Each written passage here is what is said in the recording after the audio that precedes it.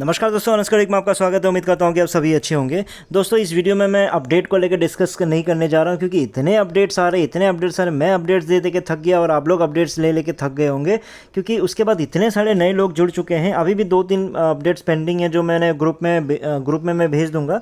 लेकिन यहाँ पे इस वीडियो में हम लोग डिस्कस क्या करेंगे कि भाई ये इंटरलिंक कंपनी चाह क्या रही है, मतलब क्या करने का प्लान कर रहा है, क्या होने वाला है। जो इतनी जो बड़ी बड़ी बातें चल रही है, इतनी जो कंपनीज जो टाई अप कर रही है, ये जुड़ रहा है वो जुड़ रहा है, क्यों जुड़ रहे हैं, क्या मतलब है। तो इसलिए इस विजन को समझना, मिशन को समझना आप लोगों के लिए ज़रूरी है। तो वाइट पेपर में क्लियरली लिखा हुआ है कि इनका मिशन और विजन क्या है। उन्हीं 3 जो मिशन है उसको मैं इस वीडियो में डिस्कस कर रहा हूं, ताकि जो नए लोग जुड़े हैं उनको समझ में आएगा कि एक्चुअली में ये कंपनी चाह क्या रही है और क्यों कर रही है, क्या कर रही है। तो इस वीडियो में जो 3 इंपॉर्टेंट जो मिशन है इनका, उसमें से हम लोग डिस्कस करेंगे इस वीडियो में जो आईपीओ को लेकर डिस्कशन चल रहा है, जो यहाँ पे स्टॉक एक्सचेंज में जो लिस्टिंग की जो बात मैं हर वीडियो में बोलता हूँ, उसको लेके वाइट पेपर में क्या लिखा हुआ है उस चीज़ को ही मैं आगे वीडियो में बताने जा रहा हूँ। लेकिन तीनों मिशन को पहले एक बार आपको मैं बता देता हूँ। पहला जो मिशन है उनका है कि world's largest real human network बनना चाह रहा है, यानी दुनिया का सबसे बड़ा ह्यूमन नेटवर्क, जो एक्टिव ह्यूमन लोगों का एक नेटवर्क बनाना चाह रहा है, यानी 100 करोड़ लोगों का, 1 बिलियन का टारगेट है इनका। फिर सेकेंड है इनका कि मैंने वही बताया था, स्टॉक एक्सचेंज, पहला क्रिप्टो प्रोजेक्ट जो बनना चाह रहा है जो यूएस के स्टॉक एक्सचेंज में लिस्ट करेगा। फिर तीसरा जो है interlink mini app market place, यानी जैसे आपका एक मार्केट प्लेस, ऐसा एक मिनी ऐप इकोसिस्टम बनाना चाह रहा है, जैसे आपका प्ले स्टोर हो गया, ऐप स्टोर हो गया, इनसे भी जो नेक्स्ट जनरेशन किस तरह का होने वाला है उस तरह का एक इकोसिस्टम इनका बनाने का प्लान चल रहा है। तो ये सब होगा कैसे, तो इन्हीं के लिए, इन्हीं सोच को बड़ा रखने के लिए इन्होंने आईपीओ जो प्लानिंग चल रही है, जो स्टॉक एक्सचेंज में जो लिस्टिंग की प्लानिंग चल रही है, ये उसी स्टेप के लिए कर रही है। ऐसे नहीं कि बस मैं सपना देख रहा हूँ इसलिए मैं लिस्ट होना चाहता हूँ, नहीं, जो एक्चुअल में इनका जो मिशन है वो पूरा भी उसी से होगा जब ये आईपीओ के थ्रू आगे जाएगा। वो कैसे है मैं आपको बताता हूँ। देखो, आईपीओ का विजन क्या है, इंटरलिंक का विजन बहुत ही बड़ा और साफ है, क्लियर है।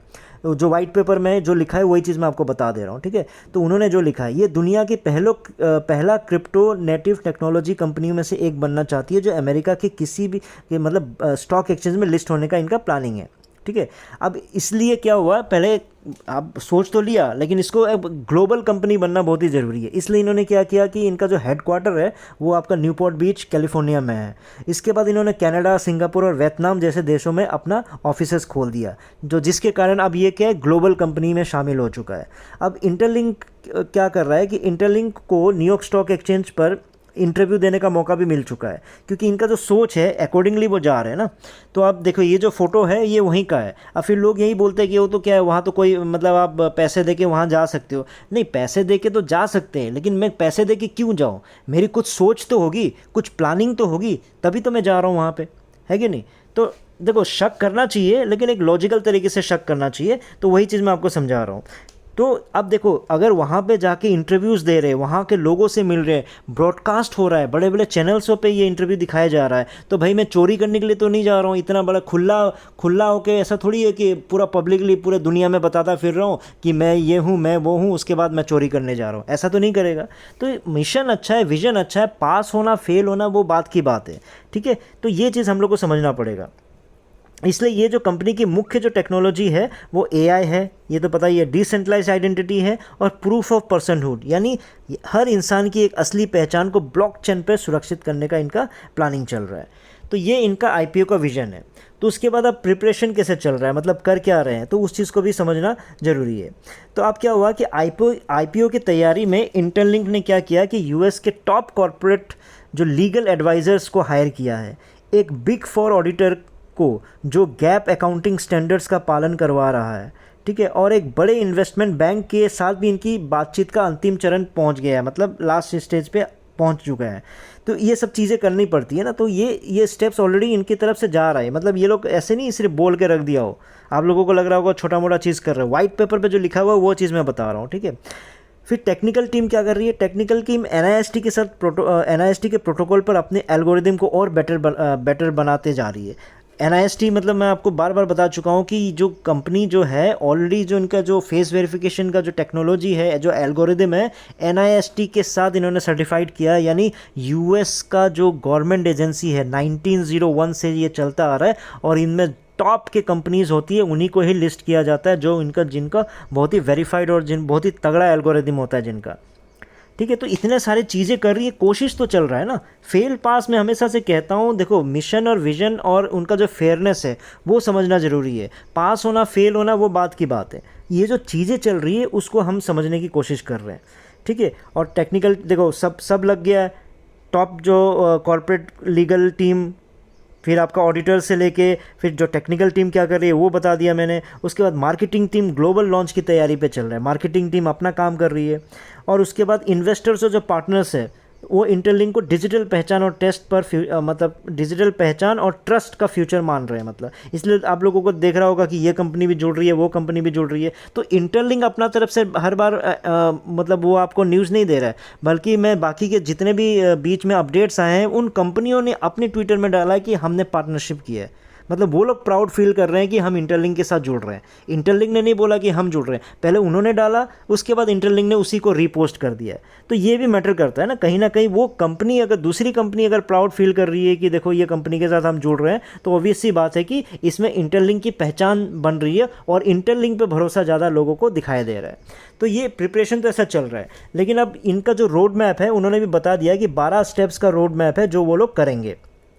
तो पहला तो आपका एक्सेस रेडिनेस, यानी इंटरलिंक को जो वर्तमान जो फाइनेंशियल स्थिति है वो भी मजबूत कर रहे हैं। बिजनेस मॉडल है, मार्केटिंग जो है, मार्केटिंग पोटेंशियल जो है, इन चीज़ों को वो समझ रहे हैं और कर रहे हैं उनके साथ। इसलिए इनके पास जो है 7 तरह के रेवेन्यू मॉडल्स है, ठीक है, जो लंबी अवधि में स्थिरता की गारंटी देगा, ताकि बाद में जाके कोई मतलब गड़बड़ी ना हो। फिर सेकेंड पॉइंट बोल रहा है कि इनका एंगेज एडवाइजर्स, ठीक है, विशेषज्ञों की टीम बना रहे हैं। आईपीओ की तैयारी के लिए अमेरिका में best investment banker, legal experts, auditors, PR professionals, इन सबको हायर करना, क्योंकि कोई भी आईपीओ के लिए ना ये सबको हायर करना पड़ता है जो ये कंपनी कर रही है। फिर corporate structures and governance, company का जो ढांचा जो है उसको मजबूत करना चाहिए, मजबूत होना चाहिए।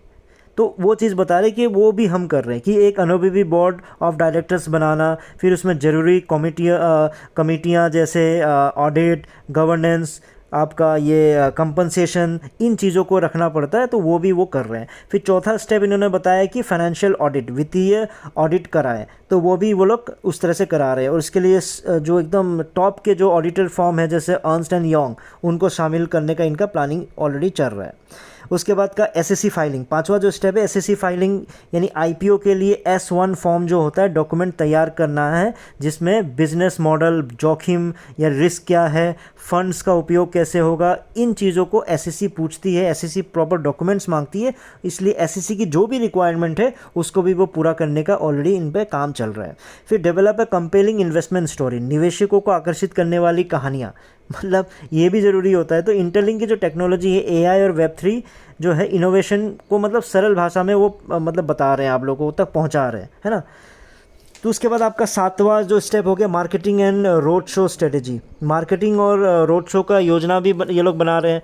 ऑब्वियस सी बात है कि आईपीओ से पहले आपका क्या कर रहे हैं कि निवेशकों और ग्लोबल पार्टनर्स के सामने कंपनी को पेश करेंगे, मार्केटिंग करेंगे, लोगों तक पहुंचाएंगे, ठीक है। तो इंटरलिंक की जो आपका लॉन्ग टर्म विजन है उसको सही तरीके से मतलब उसको आपको कमिट करके आप लोगों को शेयर करेंगे कि भाई ये है, वो है, ये करेंगे, वो करेंगे, सबको एक मार्केटिंग तरह से स्ट्रेटजी बना के आप लोगों तक पहुंचाएंगे। फिर वैल्यूएशन प्राइसिंग स्ट्रेटजी, उसके बाद क्या होगा कि अंडरराइटर्स की मदद से सही वैल्यूएशन सेट करेंगे ताकि निवेशक भी आकर्षित हो और कंपनी को पर्याप्त पूंजी मिले। मतलब एक प्रॉपर वैल्यूएशन देना पड़ेगा ना कि हम जब लॉन्चिंग होंगे तो इतना वैल्यू आएगा, हम जब लॉन्च करेंगे तो जो प्राइस, जो शेयर का प्राइस होगा इतना होगा, तभी तो इन्वेस्टर्स आएगा ना। ऐसे हवा में सब कुछ कर देने से तो नहीं आएगा। तो वो भी स्टेप में रहता है, जो उन लोग उस स्टेप को पता है, इसलिए वो उस स्टेप के लिए भी काम कर रहे हैं। फिर आपका कम्युनिकेशंस एंड पीआर, मीडिया और निवेशकों से संवाद, वो भी इम्पोर्टेंट है। प्रेस रिलीज़ करना, फिर अर्निंग्स कॉल स्क्रिप्ट्स और FAQs जो होते हैं उन सब को तैयार कर रहे हैं। तो ये सब भी ज़रूरी होता है, मीडिया रिलेशंस, इन्वेस्टर।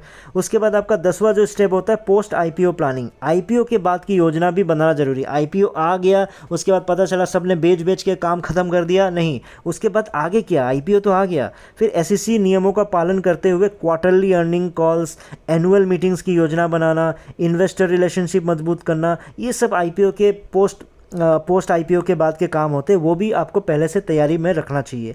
फिर आपका 11वां हो गया कि मार्केट टाइमिंग एंड एग्जीक्यूशन, सही समय पर आईपीओ लॉन्च करना वो भी बहुत ही ज़रूरी है, क्योंकि मौजूदा आर्थिक जो माहौल और क्रिप्टो रेगुलेशन के अनुसार स्प्रिंग समर 2026 का टारगेट करे। मतलब इनका जो टारगेट जो चल रहा है 2026 के मतलब स्प्रिंग समर के बीच का इनका टारगेट चल रहा है।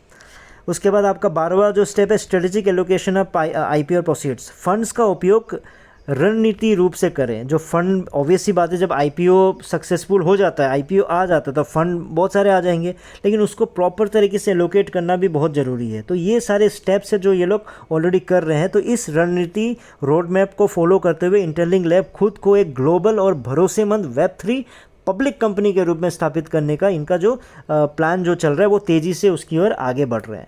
तो ये चीज़ समझना आप लोगों के लिए इंपॉर्टेंट है कि भाई ये क्यों कर रहे हैं। ये सब जब आईपीओ होएगा, जो 100 करोड़ का जो टारगेट वो आसान नहीं होता। 100 करोड़ बहुत बड़ा एक क्वांटिटी होता है, ठीक है। उसको पूरा करने के लिए बहुत कुछ प्लानिंग करना पड़ता है और आईपीओ उन्हीं में से एक है।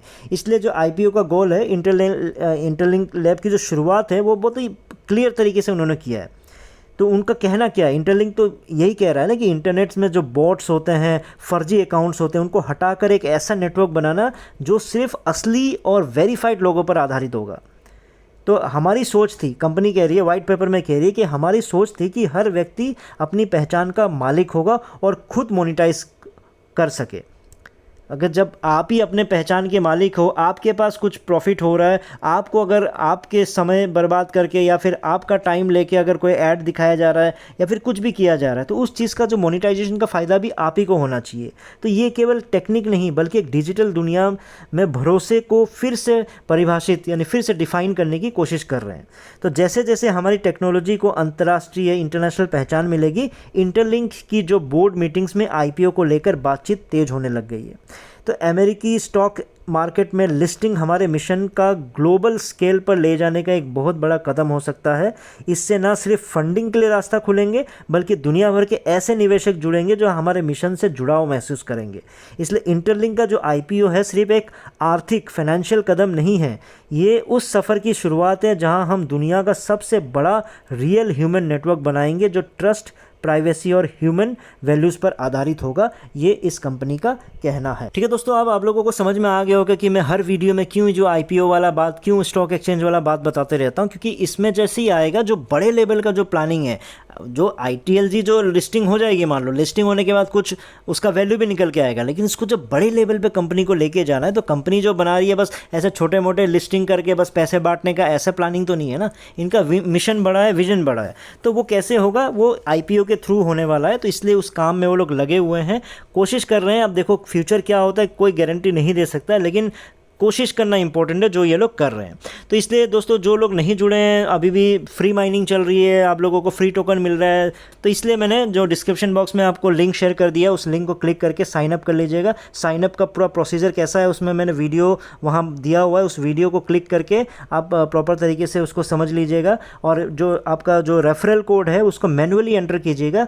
लिंक पर क्लिक करने का मतलब नहीं है कि वो खुद जनरेट हो जाएगा, उसको जब मैनुअली एंटर करोगे उसके बाद ही आपका खुद का जो रेफरल कोड है वो जनरेट होगा और आपको जो 1000 फ्री आईटीएलजी टोकन्स मिलेंगे वो आपको मिलेगा। प्लस आपका जो स्पीड है वो भी, आपकी जो माइनिंग स्पीड है वो भी आपकी बढ़ जाएगी।